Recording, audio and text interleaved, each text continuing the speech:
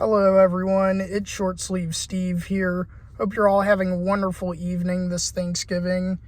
If you saw my other video earlier, I had touched on the fact that I had some things going on this evening.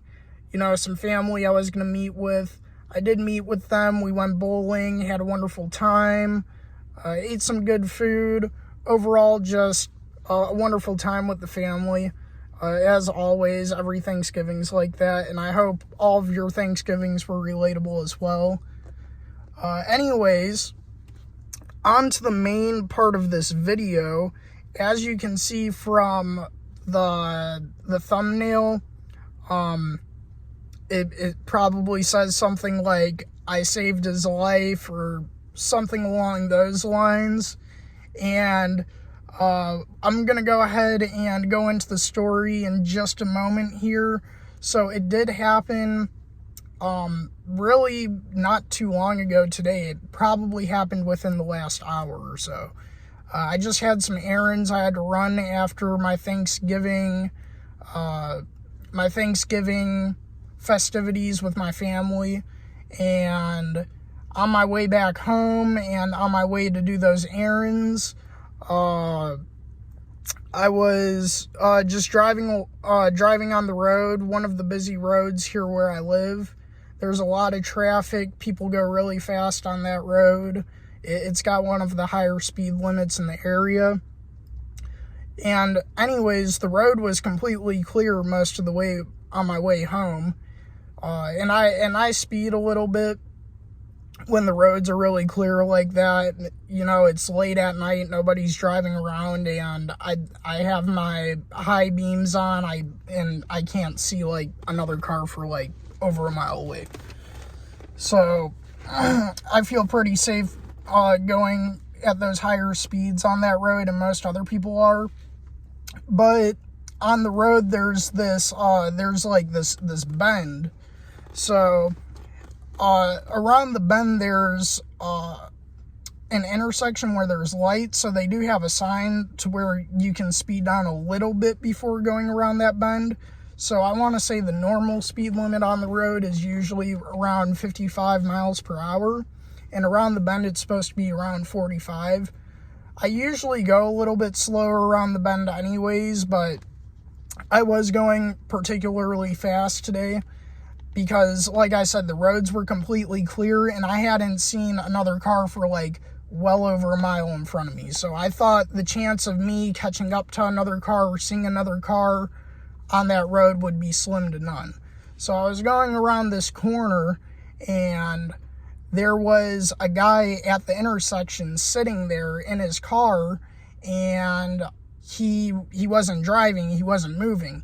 And I was coming up full speed on this guy. And it's late at night, just from where I was driving at, the speed I was going, and just the lights and everything, it looked like he was moving. So I kept speeding up onto the car, and I noticed he wasn't moving when I got pretty close. Thankfully, there wasn't any other cars on the road, so I was able to swerve over into the other lane, and I narrowly missed him. But, it was a green light, so he shouldn't have been parked like that, and it kind of odded me out. So, just being in my nature, I automatically got worried. I thought it could be one of two things. I thought either, the car could be stolen or something, and someone just abandoned it in the middle of the road.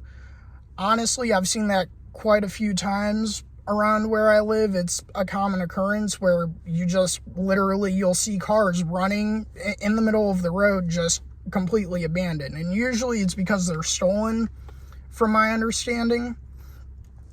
And, maybe someone used them to commit crimes or whatever, used it as a getaway vehicle, or was planning on using it to do other crimes, and then they just, they ditch in the middle of the road when they need a getaway. Either just to distance themselves from it, or, it runs out of gas or whatever. But anyways, I thought it could either be that the car was abandoned, or it could be the fact that it could be someone having some sort of medical emergency or like overdosed on drugs or something. Now, I did call the cops, and you know, I don't want to like be known as that person that, like, you know, oh, he's like a cop lover, dot to dot to dot, he likes calling the cops or whatever, or getting people in trouble. But first and foremost, the main thing that was going through my head was the safety of the other individual in the car, and, you know, whether or not they're having a medical emergency or not. I've always had a big aspiration. I don't know if aspiration's the right word. I'm not the smartest guy in the world, but I've always, I guess aspiration isn't the right word, but I've always had a certain, I guess you would say, respect for the medical field. And it was a field that I potentially looked to pursue at one point. I went to EMT school, and maybe I'll go ahead and touch on that in another video, but ultimately I dropped out of EMT school. But just me, from what I learned, and just from friends that I have that work in that field, it's really common for people to pass out behind the wheel just for various different reasons. So I didn't want the car rolling out into the road, and also I didn't want another car like coming up on it like I did and smash it up potentially like I did, because if the guy had hazards on or something, I would have been able to like better avoid it, but he didn't have the hazards on. So after I saw this car that was parked there and I swerved around it, I ended up coming back around, parking behind him. Like you saw from the picture in the thumbnail, I was like positioned behind him. So I just pulled up behind him, turned on my hazards so other people could go around me. At this point, I still hadn't gotten out of my car to go and look in his, because honestly, that's a really dangerous thing to do, especially on a high-speed road like that in the middle of the night.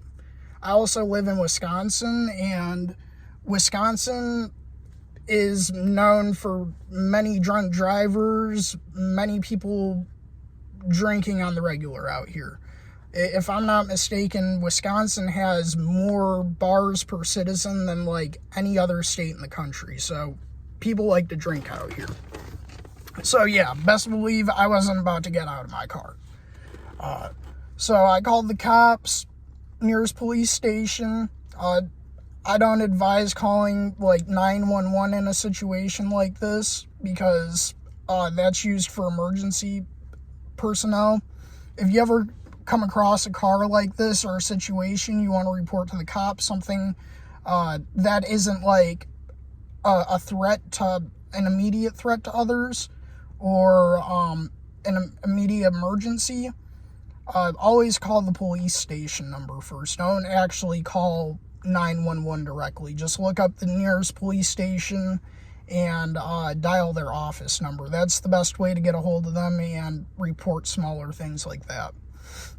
So I called a lady there, told her the intersection I was at, told her I was parked behind him, what was going on.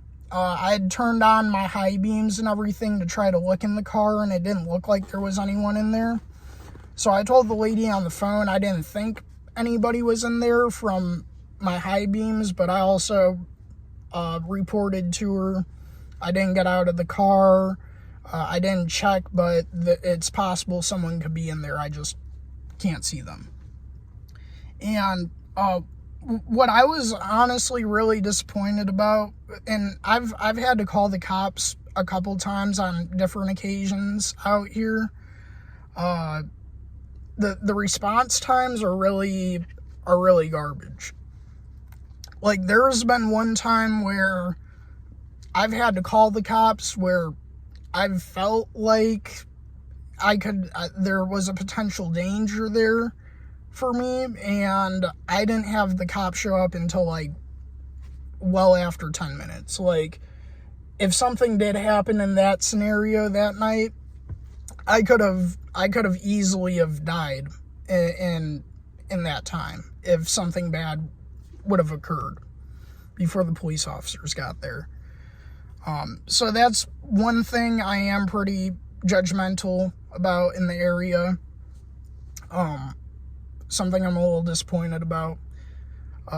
Anyways, I'm gonna go ahead and get to the last part of the story here, so, because I am going a little bit off on a tangent, but I was sitting there, waited for the police officer to roll up.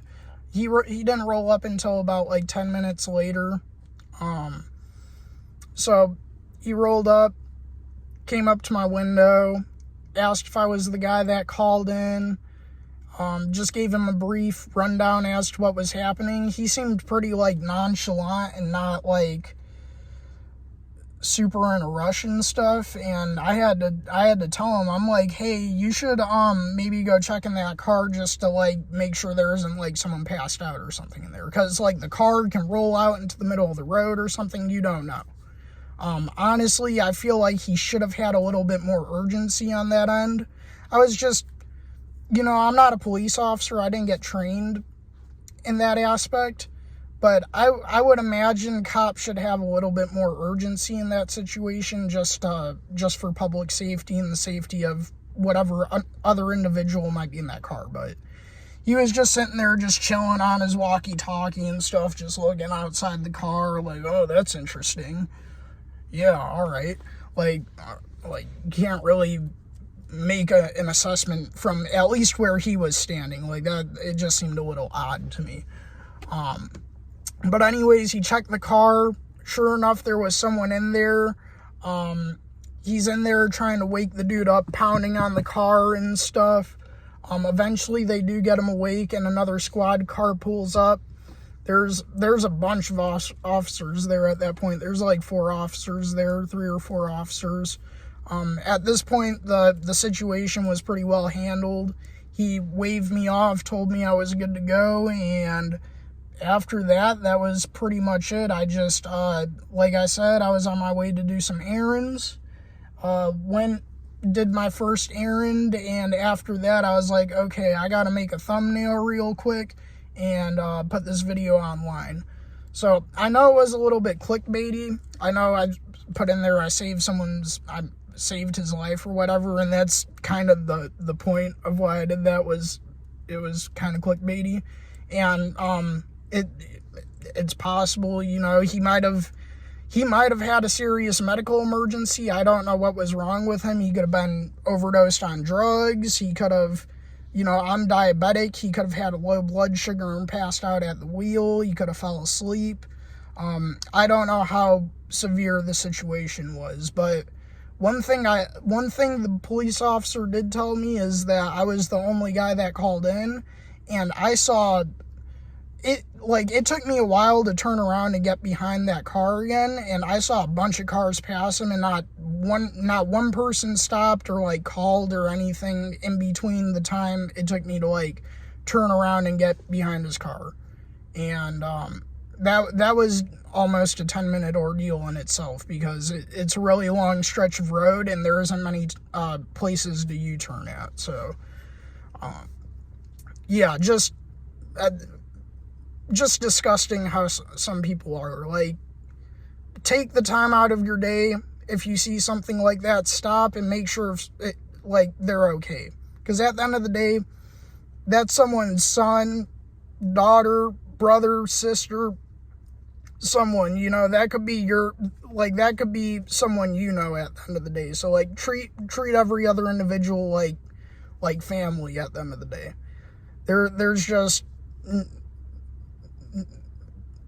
There's no other reason to do less in this world. But anyways, I hope I did him a favor at the end of the day, even if he did get in some trouble or whatever. At least he's safe, and other people that were on the road are safe, and luckily I'm safe because I almost hit his car. But yeah, I just wanted to make a quick video on that. I don't think I'm gonna edit any of this video. I'm just gonna put it on here raw and with the thumbnail, and yeah, we're just gonna see how this video does. I hope you guys like the little story time. I know it wasn't like super intense or like super crazy or anything, but it just gives you something to listen to. Anyways, have a wonderful Thanksgiving. I might make you a video tomorrow, and yeah, have a wonderful evening.